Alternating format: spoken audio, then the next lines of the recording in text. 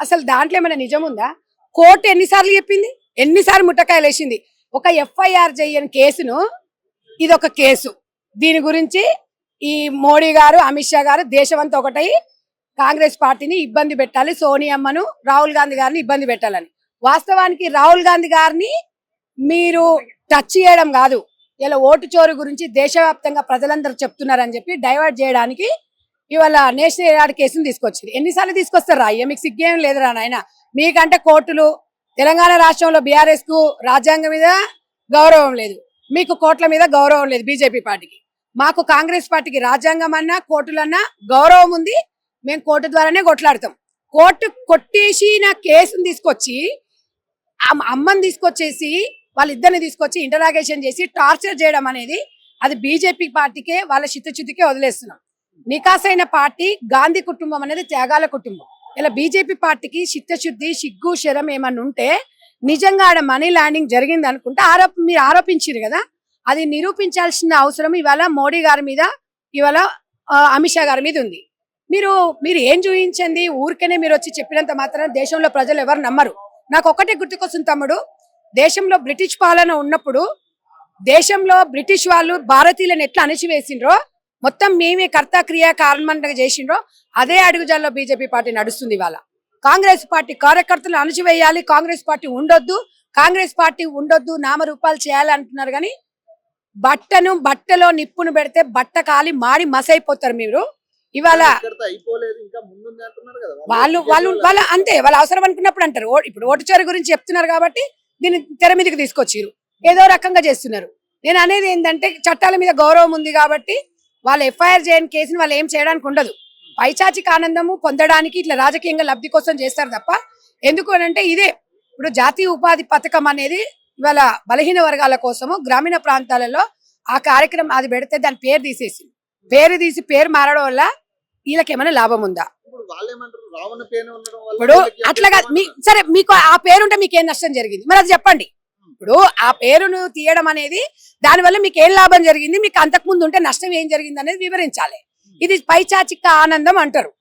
గాడిద కొడుకులు, బీజేపీ నా కొడుకులు ఒక్కటే చెప్తున్నా, ఓటు చోరీ మా రాహుల్ గాంధీ గారు చెప్పిన విషయము తెలంగాణ రాష్ట్రంలో సర్పంచ్ ఎలక్షన్ల మాకు బయటపడింది. నిజంగా మీకు చిత్తశుద్ధి ఉంటే ఇవాళ 12,700 పైచిలకు గ్రామ పంచాయతీ ఎలక్షన్లు అయితే 500 గెలుస్తారు. సిగ్గుందా, శరం ఉందా? ఒక ఎడబెట్టుకుంటారు బండి సంజయ్ గారు, మన కిషన్ రెడ్డి గారు. గ్రామీణ ప్రాంతాలలో ఎవరైనా ఒక కార్యకర్తనన్న బీజేపీ పార్టీలు ఉన్నారా? మరి ఓటు చోరీ అనేది కరెక్టే, ఎందుకంటే ఈవీఎంలు ట్యాంపర్ చేయలేదు, మేము చేయలేదు, ఈవీఎంలు మేము ఏం చేయలేదు అన్నారు కదా. గ్రామీణ ప్రాంతాలలో బ్యాలెట్ పద్ధతిలో ఎలక్షన్ జరిగింది కాబట్టి ఇలా కాంగ్రెస్ పార్టీ 70% గెలుచుకోగలిగినము. ప్రజలు మా వైపు ఉన్నారు. మీరు బ్యాలెట్ పేపర్లను కాదు ఈవీఎంలను నమ్ముకొని ఓటు చోరీ చేస్తున్నారు కాబట్టి అక్రమంగా దేశంలో మీరు అధికారంలోకి వచ్చిరు తప్ప ఎప్పుడైనా కాంగ్రెస్ పార్టీకి అధికారం ఉన్నా లేకుండా ఒకేలాగుంటది. రాహుల్ గాంధీ గారిని టచ్ కూడా చేయలేరు, దేశం అతలాకృతం అవుతుంది.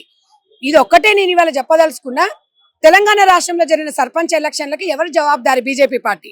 2 సెంట్రల్ మినిస్టర్ ఉన్నారు, సిగ్గుండాలి మీకు. 500 సర్పంచులు గెలుస్తారు మీ మోకాలకు, మళ్ళీ ఏందో పెద్ద పెద్ద మాటలు మాట్లాడతారు. మీరు ఏదేదో అంటే మీరు రాజకీయంగా ఎదుర్కోలేరు, దొంగదారిలో దొడ్డుదారిలో వస్తారు. మీరు ఈ రకంగా చేసుకుంటూ పోతే మరి 100 సంవత్సరాలనే మరి అధికారంలో ఉంటారు. ఇట్లా దొంగదారిలో పోతే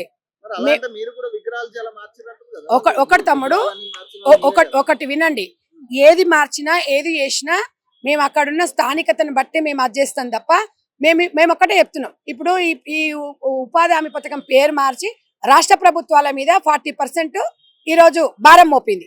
రాష్ట్ర ప్రభుత్వం అంటే ఎవరు? మీరు కాదా, మేము కాదా, అక్కడ కాదా?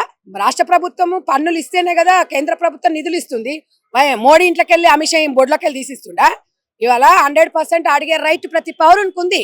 మీలాంటి యువత కూడా అడగాల్సిన అవసరం ఉంది.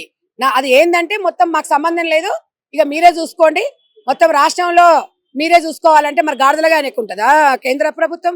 కేంద్రం అధికారంలో ఉన్నప్పుడు ఆదుకోవాలి. కొత్తగా ఏర్పడిన తెలంగాణ రాష్ట్రంలో మీ కంట్రిబ్యూషన్ ఏముంది అది చెప్పాలి. ఒక్క రాష్ట్రాలన్నా మీరు కరెక్ట్గా ఉన్నారా, నికాసుగా ఉన్నారా? ప్రజలతో మీరేమైనా రౌండ్ టేబుల్ సమావేశం పెడుతున్నారా? అది మాట్లాడితే ఇది మాట్లాడితే మీకు అంత సినిమా లేదు. బీజేపీ పార్టీ అనేది తెలంగాణ రాష్ట్రంగా దేశంలో ఇట్లా ఓటు చోరు చేస్తే అధికారంలోకి వస్తుంది తప్ప బ్యాలెట్ పరంగా వస్తే మాత్రం నిజంగా కూడా 100 బంపర్ మెజార్టీతో కాంగ్రెస్ పార్టీ అధికారంలోకి వస్తుంది. నేను ఒక్కటే చెప్పదలుచుకున్న, దొంగలు లంగలు ఏదైనా ఉందంటే ఇలా బీఆర్ఎస్ పార్టీ వాళ్ళ బతుకులేందో బయటపడేయాలా. వినమని అన్నారు కదా మీరు, కాంగ్రెస్ పార్టీ కాకరిస్తుంది గ్రామాలలో అన్నారు.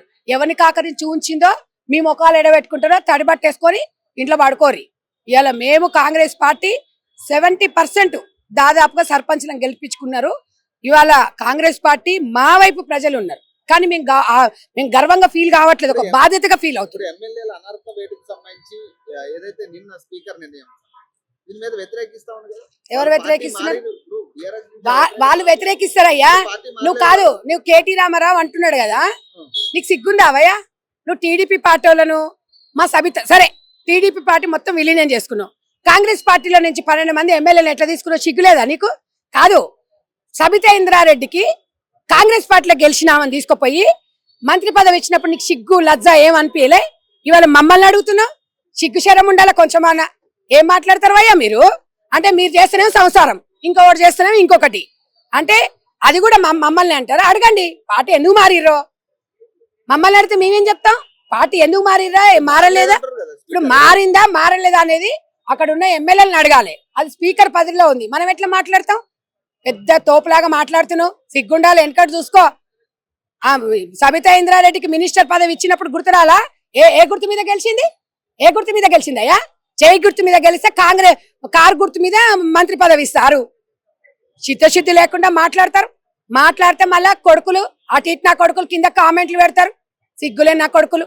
ఉన్నది కరెక్ట్ గా తెలంగాణ రాష్ట్రంలో రాష్ట్రాన్ని రావణ కష్టం చేస్తున్నారు. కాంగ్రెస్ పార్టీ రేవంత్ రెడ్డి గారు ఇక్కడ పిసిసి గారు ఆహార నిమిషాలు పనిచేసి ఇవాళ కష్టపడి పనిచేస్తున్నారు. మీలాగా రాష్ట్రాన్ని దోసుకొని తిన్నారా? బుద్ధుండాలు అడగడానికి క్వశ్చన్లు అడిగేటప్పుడు కొంచెమైనా సిగ్గు లేకుండా మాటలు మాట్లాడుతుంటారు. మాటలు మాట్లాడితే కాంగ్రెస్ మాట్లాడింది అంటారు. అంతే. మీరు మాడుతున్నప్పుడు మాలాంటి సమాధానం చెప్పకపోతే మీరు ఇట్లాగే ఉంటారు. ఇవాళ 100% కాంగ్రెస్ పార్టీ ప్రజల్లో ఉంది, ప్రజల గుండెల్లో ఉంది. మేము ఇస్తున్న హామీలను 100% మేము ఇంకొకటి 2 ఉన్నాయి, 100% అవి కూడా ఇప్పుడు బడ్జెట్ లో పెడుతున్నాము. ఈ 2500 పెన్షన్ ఏదైతే ఉందో అది కూడా పెన్షన్లు, కొత్త పెన్షన్లు కూడా వస్తాయి. తెలంగాణ రాష్ట్రంలో ఎవరు కూడా ఇబ్బంది పడొద్దు, అందరికీ వస్తుంది. కొంచెం లేటుగా అయినా కూడా మీకు అందరికి వస్తుంది. మీరు అటు ఇటుగాలోనే మాటలు నమ్మకండి. కాంగ్రెస్ పార్టీ ప్రజల వైపు ఉంటుంది, ప్రజలు కాంగ్రెస్ వైపు ఉంటారు.